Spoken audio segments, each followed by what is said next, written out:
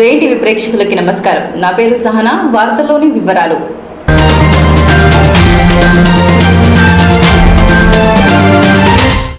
జనగామ జిల్లా కేంద్రంలోని government blood bank ఆధ్వర్యంలో రక్తదాన శిబిరం నిర్వహించారు. కార్యక్రమానికి ముఖ్య అతిథిగా ఎస్ఐ శ్రీనివాస్, ఎన్ఎస్యుఏ జిల్లా అధ్యక్షుడు అభిగౌడ్, బత్తిని శివకృష్ణ, బిట్ల చిన్న, విద్యార్థి సంఘాల జేఏసీ అధ్యక్షుడు తీగల సిద్ధుగౌడ్ తదితరులు పాల్గొన్నారు.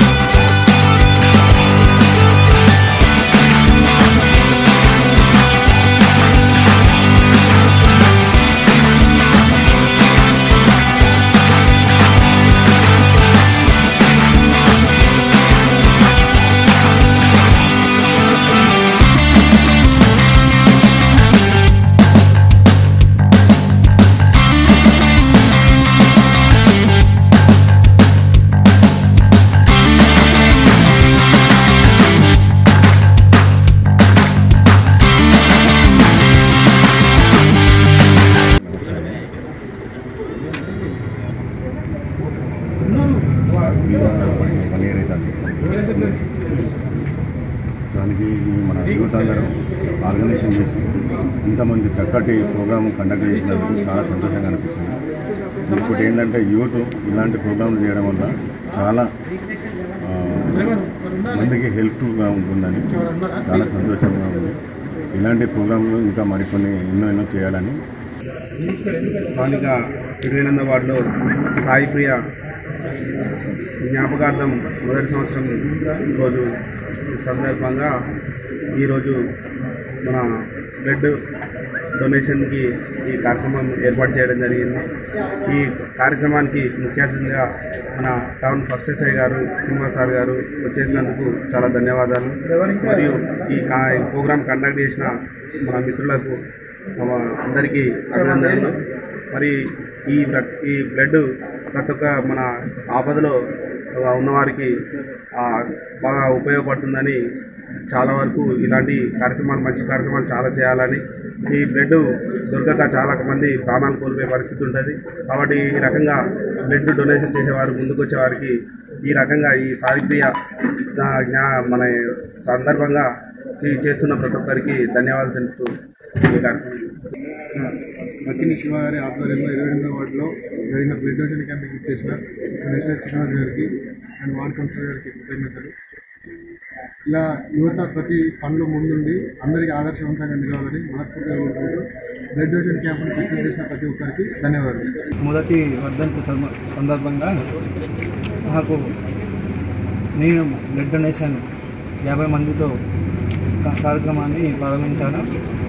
దీనికి సహకరించిన నా మిత్రులకు పేరు పేరున ధన్యవాదాలు. అలాగే ఈ కార్యక్రమానికి ముఖ్య అతిథిగా వచ్చిన ఎస్ఐ శ్రీనివాస్ సార్ గారికి, అలాగే మంగళపూరి రాజు గారికి, అభిగౌడ్ వారికి, ఎన్ఎల్ వెంకటేష్ గారికి పేరు పేరున నా కృతజ్ఞతలు. అలాగే ఇలాంటి కార్యక్రమాన్ని రానున్న రోజుల్లో మరింత ముందుకు తీసుకుపోతాను అని తెలియజేస్తున్నాను. దీనికి సహకరించిన నా ప్రాణ స్నేహితులకు చేతులెత్తి జోడిస్తున్నాను.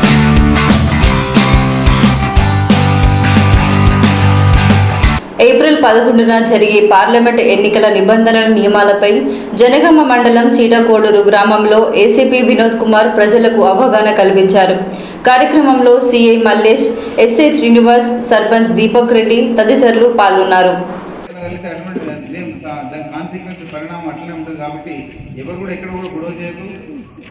నీకు నాకు ఉడకపోతే నేను చూడంగానే నా శరీరంలో అన్ని విష పదార్థాలు రిలీజ్ అవుతాయి.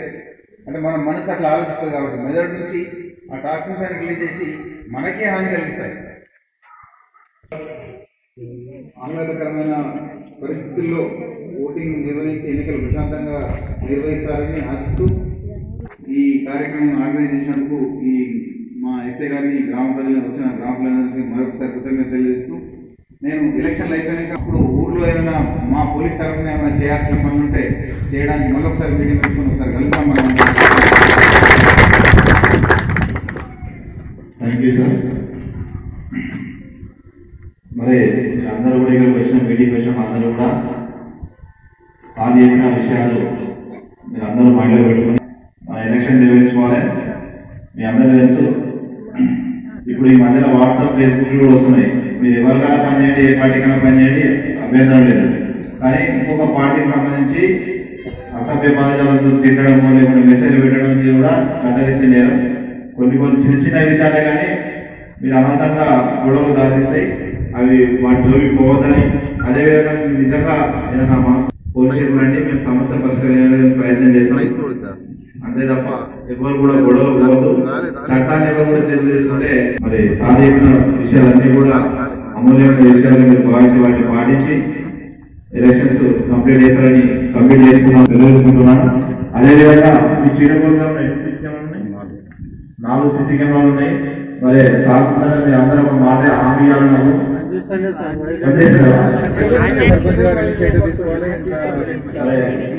ఏర్పడాలి. ఆ సీసీ కెమెరాలు వినిపిస్తాం, మీకు అప్పగిస్తాం. ఇంకొక ఆ 4 అవి కోఆపరేట్ చేయాలి. ఇంకా 8 కెమెరాలు మళ్ళీ మనం ఎలక్షన్ ముందే సార్ తెలుసుకొని మనం ఇనాగ్రేట్ చేసుకున్నందుకు అవకాశం కల్పించాలని కోరుతూ మరి మీ ఇక్కడ వచ్చిన అందరికీ కూడా ధన్యవాదాలు తెలియజేసుకుంటూ చేస్తాం. ఎందుకు గ్రామస్తులందరినీ మంచిగా చూడాలి, రక్షించాలి. లక్షల రూపాయలు ఖర్చు చేస్తాం. ఈ సీసీ కెమెరాలు అట్లే మమ్మల్ని రక్షిస్తాయి. జనగామ జిల్లా కేంద్రంలోని 28వ వార్డులో దొంగ ఓట్లు నమోదు అయ్యాయని చేనేత సహకార సంఘం అధ్యక్షులు గుర్రం నాగరాజు ఆరోపించారు. కాగా వెంటనే చర్యలు తీసుకోవాలంటూ తహసీల్దార్ రవీందర్ కు వినతి పత్రం అందజేశారు.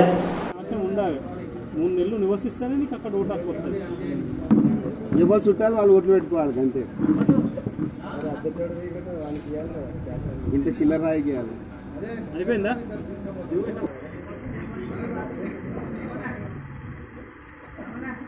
కడగండిలో ఆర్ఎంపీ డాక్టర్ కూడా ఉన్నాడు.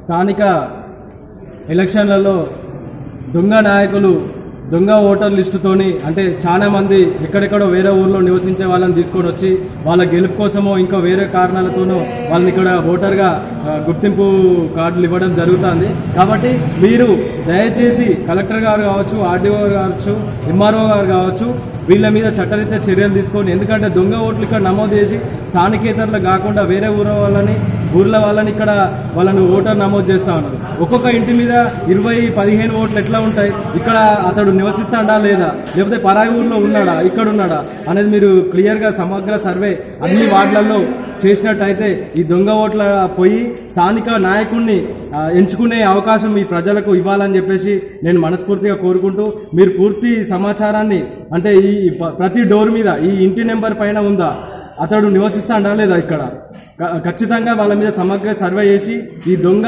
నాయకులు ఎవరైతే ఇట్లా ఈ విధంగా వాళ్ళకు అనుకూలంగా మలుచుకోవడం కోసం వాళ్ళ బంధువులను, చుట్టాలను, లేకపోతే స్నేహితులను, వేరే దగ్గర నివసించే వాళ్ళను ఇక్కడ ఓటర్ లిస్టులో పేరు పెట్టి వాళ్ళ గెలుపు కోసమో దానికోసమో, లేకపోతే ఇక్కడ ఉన్న వాళ్ళు స్థానికంగా ఉండే వాళ్ళు ఇక్కడ అన్యాయం అయిపోతారు. ఎందుకంటే ఇక్కడ స్థానికంగా ఉండే వాళ్ళను మంచి లీడర్ని ఎన్నుకునే తత్వాన్ని కోల్పోగలుగుతారు. కాబట్టి దాని మీద ఖచ్చితంగా అన్ని వార్డులలో ఇలాంటి దొంగ ఓటర్ లిస్టులు ఎవరైతే పేర్లు ఉన్నాయో వాటి మీద సమగ్ర సర్వే నిర్వహించి అదే విధంగా వాళ్ళకి ఖచ్చితంగా ఈ ఓట్లను తొలగించి ఒక 150 ఓట్లు 28వ వార్డుల ఇట్లా 100 ఓట్ల వరకు కూడా ఇట్లా దొంగ ఓట్లు చేసుకొని వాళ్ళు ఈ విధంగా అక్కడ సర్పంచ్ ఎలక్షన్లు అయిపోయినాయి. ఆ తర్వాత ఇక్కడ వార్డులలో కూడా ఈ విధంగా వీళ్ళు ఇక్కడ నాయకులు ఇట్లా సృష్టిస్తున్నారు. కాబట్టి అన్ని ఏరియాలలో కూడా సమగ్ర సర్వే నిర్వహించి ఇక్కడ ఉన్న స్థానికులకే ఓటు హక్కు కల్పించాలని చెప్పేసి నేను కలెక్టర్ గారికి మనవి చేస్తున్నాను. మా వార్డులో ఈ ఎలక్షన్లను ఉద్దేశించి మా వార్డులో కొత్త ఓట్లను విపరీతంగా సుమారు ఒక 53 ఓట్ల దాకా కొత్తవి బిఎల్ఓల పర్మిషన్ లేకుండా ఎంఆర్ఓ ఆఫీస్లో ఆన్లైన్లో అప్లై చేసిన వారికి బిఎల్ఓల పర్మిషన్ లేకుండా ఓట్లు వచ్చినాయి. అవి మొత్తం 53 ఓట్లు దాదాపు సుమారుగా. ఇవి కాక కూడా ఒక 40-50 ఓట్లు మళ్ళీ తర్వాత ఆన్లైన్లో అప్లై చేశారు. అవి మేము చేసిన తర్వాత ఈ 40 ఓట్లు వచ్చినాయని చెప్పేసి మేము స్థానిక మన ఎలక్షన్ జరిగే మన బీట్లో పోయి చూసి ఇట్లా కొత్త ఓట్లు వచ్చినాయని చెప్పేసి అంటే సరే చూద్దామని చెప్పేసి వెళ్ళినాము. వెళ్తే చూస్తే మాత్రం మా స్థానికులు ఎవ్వరూ కాదు, కొత్తవి ఒక 53 ఓట్లు ఉన్నాయి. అవి స్థానికంగా ఎవరు పెట్టారు, ఎలా వచ్చినాయి అని చెప్పేసి ఎంఆర్ఓ ఆఫీస్కు వెళ్ళడం జరిగితే ఇది బిఎల్ఓ గారు పర్మిషన్ లేకుండా రావు అని చెప్పేసి మాట్లాడారు. తర్వాత వాళ్ళు తెలుసుకున్న తర్వాత ఏమన్నారంటే మన ఎమ్మెల్యే ఎలక్షన్లకు చాలామంది ఓట్లు పోయినాయి కాబట్టి దాన్ని ఏదో రకంగా చేసి అందరికి అప్లికేషన్ పెట్టిన వాళ్ళందరికీ ఓట్లు నమోదు చేసినామని చెప్పేసి చెప్పడం జరిగింది. సరే అయిపోయింది కానీ కరెక్ట్ ఇప్పటికైనా మా వీవర్స్ కాలనీ 28th వార్డులో ప్రతి డోర్ టు డోర్ చెక్ చేయండి, అందరినీ చెక్ చేసుకోండి. ఎవరికి అన్యాయం కాకుండా ఎవరికి చేయకుండా నిక్షపాతంగా మంచిగా ఏ ఒక్కరిని వదలకుండా ప్రతి ఒక్క ఓటర్ను ప్రతి ఒక్క ఇంటికి గడపకు వెరిఫికేషన్ చేసి ఓట్లు పెట్టాల్సిందిగా కోరుతున్నాము. ఈ రకంగా చేస్తే ఇప్పుడు ఎవరు నిలబడాలనే ఉద్దేశంతో ఉండి వాళ్ళ బంధువర్గంతో ఒక 100 మంది బంధువర్గంని ఓట్లు తెచ్చుకొని వార్డులలో పెట్టుకుంటే అది ఎంతవరకు సమంజసమో అది అట్లా కాకుండా ఇప్పుడు మన ఎంఆర్ఓ ఆఫీస్కి మనము ఆన్లైన్లో ఓటర్ అప్లై చేస్తే దాన్ని బిఎల్ఓ పర్మిషన్ లేకుండా అవడం అనేది పూర్తిగా అన్యాయం. అది కరెక్ట్ కూడా కాదు. ఇది కలెక్టర్ గారి దృష్టికి వెళ్ళాలి. మన ఓటు పెట్టుకుంటే సరిగ్గా ఆ ఇంటి నెంబర్కు ఈ ఓటు పెట్టుకున్న తర్వాత ఆ ఇంటి దగ్గరికి వెళ్ళి ఓటరును కరెక్ట్ ఇంట్లో ఉన్నారా లేరా చేసి కరెక్ట్గా ఉన్నారంటేనేమో పెట్టండి ఓటు. దానికి ఎవరైనా సమర్థిస్తారు. కానీ ఎక్కడో ఉండి పరాయి ఊర్లో ఉండి ఇక్కడ ఇప్పుడు రీసెంట్గా మన ఊర్ల పండి సర్పంచ్ ఎలక్షన్లు అయిపోయిన తర్వాత అక్కడ నడిచే కథలు అయిపోయినాయి. మళ్ళీ ఇక్కడ మీ స్థానిక ఎన్నికలు కౌన్సిల్ ఎలక్షన్లు ఉన్నాయి కాబట్టి అక్కడ అయిపోయింది. మళ్ళీ ఇక్కడ పెట్టుకొని మళ్ళీ ఇక్కడ ఓట్లు వేసుకొని మళ్ళీ తర్వాత మళ్ళా సర్పంచ్లకు మళ్ళాడిపోయి ఈ రకంగా చేసి ఓటర్లను మొత్తము అవినీతి పాలనలో ఉచ్చులో చేసేటట్టు కొంతమంది నాయకులు అంత చిల్లరగా వ్యవహరించి మన ప్రజాస్వామ్యాన్ని ఇంత అడ్డగోలుగా చేస్తున్న వారిపై ఇవి ఏ రకంగా చేస్తున్నారు, ఏ నెట్ సెంటర్ నుంచి ఎవరి ప్రమేయం ఉన్నది, దీన్ని సమగ్రంగా విచారణ జరిపి దీన్ని ఏ రకంగా చేస్తారు. ఒకే ఇంటి నెంబర్ మీద ఒక 30 ఓట్లు 40 ఓట్లు ఉంటాయి. ఇంత దారుణం అంటే అంత దారుణం. ఒకే ఇంటి నెంబర్ మీద ఒక 30 ఓట్లు 40 ఓట్లు ఇవి పోయి వెరిఫికేషన్ చేస్తే వాళ్ళు బొంబాయికి బతకని వేయండు, ఢిల్లీకి బతకని వేయండు, హైదరాబాద్ బతకని వేయను అని చెప్పడము. అయితే ఓట్లను ఈ ఒక్క ఇంటి మీద ఒక 30-40 ఓట్లు పెట్టి ఈ రకంగా సాకులు చెప్పి దీన్ని అంత మభ్యపెట్టి ఇంత దారుణమైన పరిస్థితి తీసుకొస్తారు. కాబట్టి సమగ్రంగా ఏ ఇంట్లోనైతే ఓటు హక్కు ఉన్నారో ఆ ఇంట్లో ఓట్లు ఇప్పుడు ఒక వార్డులో ఒక 500 ఇండ్లు ఉంటే 500 ఇండ్లకు ప్రతి ఒక్క ఇంట్లో 2-3 ఓట్లు ఉంటాయి. ఖచ్చితంగా పెట్టండి. లేని ఇండ్లలో కూడా ఎవరైతే ఉన్నారో వారి ఓటు లేకపోతే అట్లా కొత్త ఓట్లను వచ్చేటట్టు చూడండి, సమగ్రంగా చేయండి. వాళ్ళ అభిప్రాయాలను వాళ్ళ హక్కులను కాలదోయకుండా వాళ్ళ స్వతంత్రంగా ఓట్లు ఉండి వాళ్ళకి నచ్చిన నాయకుని ఎన్నుకొని మన వార్డుల డెవలప్మెంట్కు పాల్గొనాలని సహకరించాలని కోరుకుంటున్నాం. దీనికి మన ఎంఆర్ఓ గారు స్పందించాలి, మరియు మా కలెక్టర్ గారు స్పందించి 28 మరీ ముఖ్యంగా 28 వార్డులనే విపరీతంగా జరుగుతుంది. మరియు ఇది వైరస్ లాగా అంటువ్యాధి లాగా అవుతుంది. ఎందుకంటే చుట్టుపక్కల ఊర్ల పంటి ఉన్న వాళ్ళు ఉంటారు. వాళ్ళందరూ ఒక వార్డులో పెట్టుకుంటే ఇంకా వాళ్ళ వార్డులలో మొత్తం టోటల్గా ఈ సర్పంచ్ ఎలక్షన్లు అయిపోయిన తర్వాత అక్కడి నుంచి తీసుకొచ్చి వివిధ వార్డులలో ఓట్లు పెట్టుకొని ఇంత గలీజ్గా చేసేసి వ్యవస్థను అంత చండాలంగా తయారు చేస్తారు. మరి ఎంఆర్ఓ గారు కానీ కలెక్టర్ గారు కానీ తీవ్రంగా స్పందించి దీనిపై సమగ్ర విచారణ చేసి ప్రతి ఒక్కరికి న్యాయం జరిగేలాగా, అన్యాయం జరగకుండా ప్రజాస్వామ్యాన్ని కాపాడేటట్టు చేసి ఈ ఓట్లను మాత్రం ఖచ్చితంగా స్థానికులకు ఉండే వాళ్ళకి మాత్రమే ఓటు ఉండేటట్టు, పరాయి ఊర్ల వాళ్ళకు ఉంటే వాళ్ళ ఊర్లలో వాళ్ళు ఉండనియండి. దానికి మేమేం కాదంటలేము. ఎక్కడ బతికే వాళ్ళు అక్కడ బతుకుతారు, ఎక్కడ చేసే వాళ్ళు అక్కడ చేస్తారు. వాళ్ళకి సర్పంచ్లను వాళ్ళు నచ్చిన సర్పంచ్ని ఎన్నుకోవచ్చు, ఇక్కడ వార్డు కౌన్సిలర్ నచ్చిన వాళ్ళని ఎన్నుకోవచ్చు. వాళ్ళ ఎవరి అభిప్రాయాలను మనం కాలదోషం కాదు. కాబట్టి దాదాపుగా ఈ ఎలక్షన్ల వరకు మాత్రం ఈ కౌన్సిల్ ఎలక్షన్ల వరకు ముందు ఒక 15 రోజుల ముందు నోటిఫికేషన్ పడే ముందు మొత్తం సమగ్రంగా ప్రతి వార్డుకు 28 జనగాంలో 28 వార్డులు ఉన్నాయి. ప్రతి వార్డుకు కూడా కాకపోతే సిబ్బంది లేకుంటే ఇక్కడ సిబ్బంది తీసుకొచ్చైనా కూడా ప్రతి వార్డులో ఒక 5-6 మందిని ఒక 2 రోజులు తిప్పి ప్రతి డోర్ టు డోర్ ఉన్నారా లేరా తీసి లేని వాళ్ళని తొలగించి ఉన్న వాళ్ళనే, కాకపోతే లేని వాళ్ళను మనం ఉన్న వాళ్ళు ఉంటే చేర్చుకొని లేని వాళ్ళు ఉంటే తీసేసి మంచి కరెక్ట్ న్యాయం చేయాలని మేము ఈ విషయాన్ని కలెక్టర్ దృష్టికి పోవాలని మీ జనగాం టీవీ ద్వారా పదే పదే విన్నవించుకుంటూ నమస్కరించి మరి కలెక్టర్ గారికి, ఎంఆర్ఓ గారికి, మరి ఆర్డీఓ గారికి మరీ విన్నవించుకుంటున్నాను ఈ జనగాం టీవీ ద్వారా.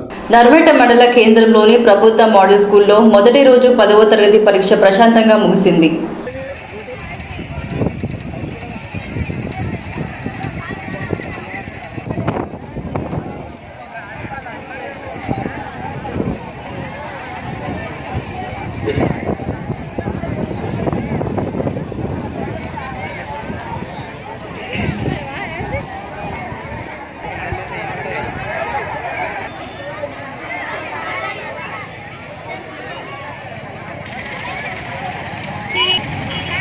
జనగామ జిల్లా కేంద్రంలోని పలు కిరాణా షాపులలో జిల్లా ఆహార భద్రతా అధికారి జ్యోతిర్మయి తనిఖీలు నిర్వహించి కల్తీ పదార్థాలను ఫుడ్ సేఫ్టీ ల్యాబ్ వ్యాన్ ద్వారా టెస్టులు చేసి వినియోగదారులకు కల్తీ పదార్థాలపై అవగాహన కల్పించారు.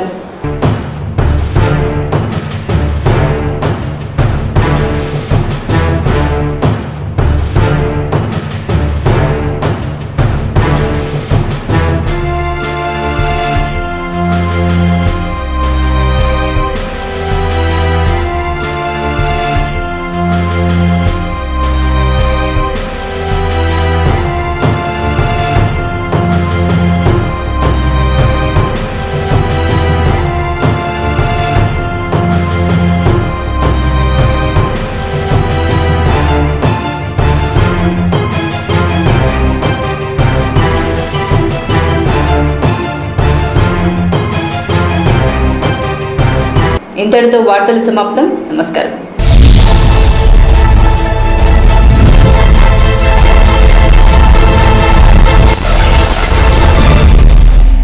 Hi, subscribe to JNTV Telangana. Don't forget to like the video and to get the notification of a video, hit the bell icon.